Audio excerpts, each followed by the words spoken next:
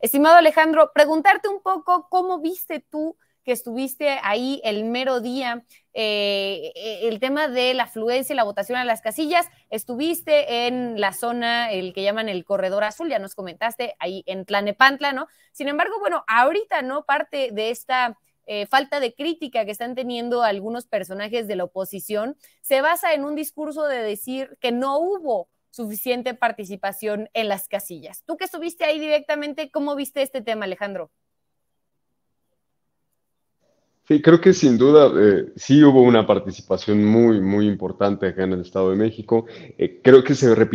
se repitió un poco el fenómeno que vimos en 2021. Hay una tendencia desde la primera elección que tuvimos después del 2018, cuando ganó el presidente López Obrador a nivel federal la presidencia y se ganaron algunos estados. Ha habido desde 2018 pues una narrativa de parte de la oposición muy concentrada en sembrar odio en las clases medias y en las clases de mayores ingresos, en la clase alta, en contra del presidente López Obrador y en contra de todo lo que puede representar la cuarta transformación, evidentemente malinformando a las clases medias, diciéndoles que les van a quitar, si tienen 2 coches, les van a quitar uno, les van a quitar propiedades, les van a cobrar más impuestos, todo lo que no ha pasado en los 5 años ya casi que lleva el gobierno del presidente López Obrador, sino que todo lo contrario, pues justamente el presidente López Obrador ha puesto en marcha el proyecto de nación que ya había presentado desde 2018 y que bueno, pues es justamente lo que se ha cumplido, que no ha afectado para nada a las clases medias, sino que ha tratado solo de combatir la corrupción y de quitarle privilegios a unos cuantos empresarios corruptos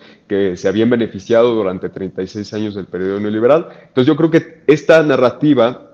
la campaña en los medios de información o medios de manipulación, los medios corporativos que han estado día y noche atacando a la cuarta transformación, calumniando, difundiendo mentiras, y en esta elección pues sin dudas atacando con todo a la maestra Delfina. Desde 2018 vimos un fenómeno en el que, 2021 vimos un fenómeno en el que la zona poniente de la Ciudad de México tuvo una muy alta participación de estas clases medias en contra de la 4T. Este mismo fenómeno se vivió acá en el Estado de México, en la zona poniente, en los municipios de la del llamado Corredor Azul, y ahora ese efecto todavía tuvo un poco de impacto, pero yo diría en menor medida porque el PAN saca tan solo 11% de la votación total en el Estado de México. Creo que sin dudas es el gran perdedor de esta elección, el Partido Acción Nacional, que bueno, la candidatura de Coahuila era del PRI. Se acordó que en esta elección de 2023 iba a ser el PRI el que iba a mantener las candidaturas, además por una cuestión política, de presencia y de historia priista, tanto en Coahuila como en el Estado de México, pero acá en el estado en donde el voto panista había venido creciendo, pues se quedó en 11%, que fue el voto que tuvieron solo de estos municipios del Corredor Azul, mientras que el PRI sobrevivió no por una identidad partidista que exista todavía hacia el revolucionario institucional, sino por la compra descarada de votos que vimos principalmente también en este Corredor Azul. Hubo una inversión gigantesca, una operación que, como te decía, se vio desde días antes. Aquí, el mismo día de la elección, se veía a filas de señoras, de mujeres, con alguna prenda rosa, que era el distintivo que les pidieron para poder acudir a votar y así llevar un conteo de la participación que tenían ellos en las urnas para asegurar, según ellos, pues que tuvieran la victoria en favor de Alejandra del Moral, que además de forma muy representativa fue la operadora del salario rosa durante su gestión como secretaria de Desarrollo Social en el Estado de México. Ella fue la que operó el fraude en favor de Alfredo del Mazo en 2017. Y bueno, esta estrategia, claro que se trató de poner en marcha en los municipios gobernados por Acción Nacional y por el PRI. Aquí en Tlalnepantla hubo 20 detenidos, 20 compañeras, compañeros que terminaron en el Ministerio Público, en la Fiscalía, hasta un menor de edad de 17 años. Algunos de ellos fueron golpeados y curiosamente los dejaron libres en el momento en el que se anunció que la maestra Delfina Gómez va a ser la próxima gobernadora del Estado de México. Una descarada operación y uso de las policías municipales, de las policías estatales, que no las vimos en los 4 años, en los 5 años ya que lleva, ya 6 años que lleva Alfredo del Mazo al frente del gobierno. Se caracterizó por su ausencia. Nunca veíamos a la policía estatal y el día de la elección, este domingo 4 de junio, la vimos por todos lados, incluso en vehículos convencionales, no marcados debidamente como patrullas. En vehículos convencionales venían policías uniformados, policías estatales, y por el contrario también había muchos policías también vestidos de civil. Vimos en casillas, te lo juro, a alrededor de 4 patrullas con más de 10 elementos cuidando a las operadoras del PRI que tenían ahí el dinero. Hubo un caso en donde vimos incluso a las operadoras poniendo tranquilamente su mesa afuera de la casilla, exactamente en la puerta de la casilla, poniendo su mesa, casi su sombrilla, para estar ahí todo el día anotando a las personas que iban a votar. En esta casilla, como te digo, habían alrededor de 4 patrullas, más de 10 elementos cuidándolas, porque claro, traían recursos económicos y tenían que procurar que el PRI saliera arriba en la elección. Incluso en estas casillas, déjame decirte que hasta nosotros nos dio una lección el pueblo del Estado de México,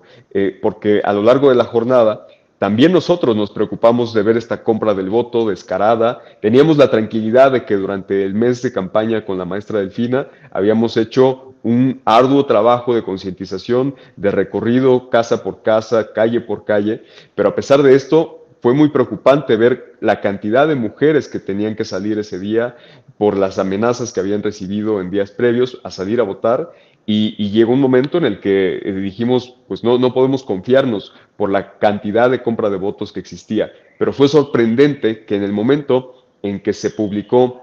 el resultado de cada una de estas casillas, a pesar de esta operación de compra del voto, en algunos casos quedaba a la par la maestra Delfina con Alejandra del Moral, aún sumando los votos de la coalición, y en otros superaba todavía la maestra Delfina, como te digo, a pesar de toda esta operación que se dio por parte del gobierno del Estado de México. Vimos también en días previos la detención de otros compañeros en Coahuila, simplemente también acá en el Estado de México en días previos vimos actos de violencia en las casas de campaña desde donde estaban resguardándose compañeras, compañeros, donde tenían material. Habían llegado grupos vestidos de civil a atacar estas casas, a llegar con violencia, pero afortunadamente no hubo pérdida de vidas humanas. Afortunadamente la jornada, a pesar de esta operación del gobierno del Estado de México, pues se dio en paz. La gran noticia, pues es que la coalición Va por México simplemente no sirve. Es muy claro en los resultados que vimos cómo hay una muy poca participación, una muy poca preferencia por toda la coalición en sí, sino que los pocos votos que obtuvieron acá en el Estado de México eran solamente por alguno de los partidos de la coalición, mayoritariamente por el PRI, como te digo, por la compra del voto. En segundo lugar, el PAN con apenas 11%, y pues el otro gran perdedor, el PRD, que pierde el registro por acá en el Estado de México, igual que Nueva Alianza. La maestra Delfina queda con 52%. Ya al finalizar el PREP queda con 52% de la votación. Estamos hablando de un porcentaje similar al que obtuvo el presidente López Obrador en 2018, lo cual también es muy significativo porque no solamente habla de la consolidación del proyecto de la 4T, de cómo sigue creciendo, de cómo sigue fortaleciéndose en cada uno de los estados, sino también nos habla mucho de la capacidad que tiene el proyecto de la Cuarta Transformación de seguir triunfando, de seguir teniendo estas victorias, aún sin la presencia del presidente López Obrador en la boleta electoral, sino con quien se considere que representa mejor los ideales y la práctica también del proyecto de nación que él ha comenzado. Entonces, esto también es una antesala muy importante frente a 2024 y a la importancia que va a tener la encuesta, porque no olvidemos que la maestra Delfina, a pesar de no haber hecho campaña o pre-campaña, ella no no llenó el Estado de México con su imagen en días previos